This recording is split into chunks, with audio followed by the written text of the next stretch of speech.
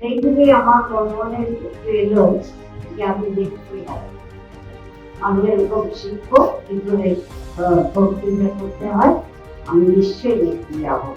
দেখুন গান্ধীজি আর ভাবে তাকে হয় না, বলতে চাইলে বলেছিলাম আমার জীবনের গল্প।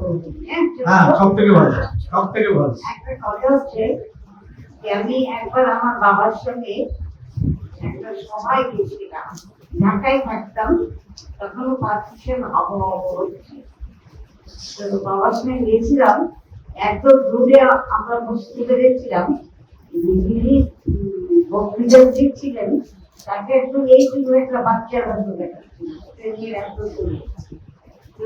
আমি বললাম বাবা ইনি মেয়ে না ছেলে, বলে মেয়ে। যাই হোক শুনলাম আর বাবা এত ভালো লাগলো, হাত পা দাঁড়িয়ে চাপিয়ে উনি 1 ঘন্টার মতো কথা বললেন, কিন্তু এত সুন্দর তার এক্সপ্রেশন, আমি অবাক হয়ে গেলাম যে বলার মধ্যেও এত সুন্দর হয়। সেই থেকে আমার মনে এলো যে আমি দেখতে হবে, আমি এরকম শিখবো, কিন্তু প্রক্রিয়া করতে হয়, আমি নিশ্চয়ই দেখতে যাবো। বাড়ি চলে ঢাকায় তখন থাকতাম, আমার বাবা ছিলেন স্পেশাল মাস্টার। যাই হোক বাবা যখন অফিসে চলে গেতেন তখন আমি কিন্তু মাইকটা হতো না, অনেক দেখেছি আমাদের একটা ঘরের গান ছিল, তার একটা চোখা ছিল, সেটাকে নিলাম, নিয়ে আমি সবাই বেরিয়ে পড়লাম যে আমি এই করবো, আমি হতে চাই, আমি সবাইকে দেখবো, খাওয়াবো, পড়াবো, আমার সমাজের সঙ্গে সবাই তো রাগ করছে, বিধবা দেখেছি, বিধবা সব তারা সব ঘুমোতে পারছি না, এইরকম ক্যাম্পিং করেছিল। তারপরে দেখলাম আমার বাবার ঘরের সঙ্গে প্রচন্ড ভিড়, তখন আমি ভাবলাম যে আমার মধ্যে এটা খুব ভালো লেগেছে ওদের, তাই বক্তৃতা করতে এসেছে। বাবা আমাকে ডাকলেন, দেখে একটা কাপড় মারলেন, মেরে বললেন তুই কি আরম্ভ করেছ? আমি কেন বাবা, আমি ভাষণ দিচ্ছি। না, একে ভাষণ বলে না, ভাষণ দিতে গেলে লেখাপড়া শিখতে হয়। তুই কি লেখাপড়া শিখেছ? না আমি এ হব, নেত্রী হব।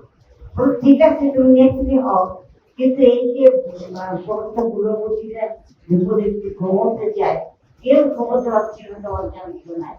এটা কিন্তু তুমি কি বলেছো, তুমি খেতে দেবে, ঘুরতে দেবে, তুমি কি কি খেতে দেবে, তোমাকে তো আমি খেতে দিই, বলে কি করছো?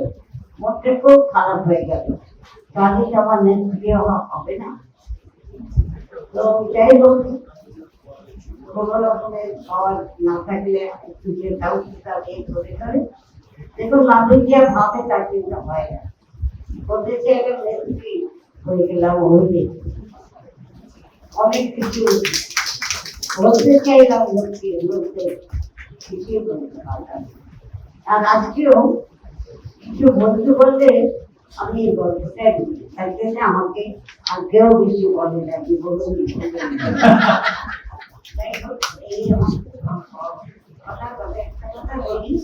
আজকে যে কারণে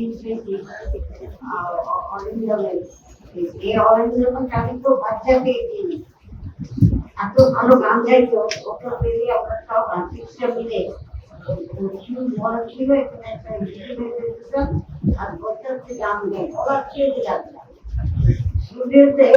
আমাদের এই কাজটা ছিল সত্যি অনেক বড়, কিন্তু কি সুন্দর গান হিসেবে শুনেছিলাম। তখন বড় হয়ে গেল, কিছুদিন যোগাযোগ ছিল, তারপরে ও আর যোগাযোগ করলো না। অনেকদিন পরে সেদিন করে এসেছিল আমার বাড়িতে, একটা ওর হাতে দিয়ে দিল, আমি নিজেকে ধন্য মনে করলাম, কারণ ওকে আমি এত বড় মনে করি। সেদিন ওর গাছ শুনে বলেছিলাম যে অনেক বড় হবে, অনেক বড় হবে, তো গান কত ভালো হয়। সেদিনের কথাটা বলেছি, এটাই আমার।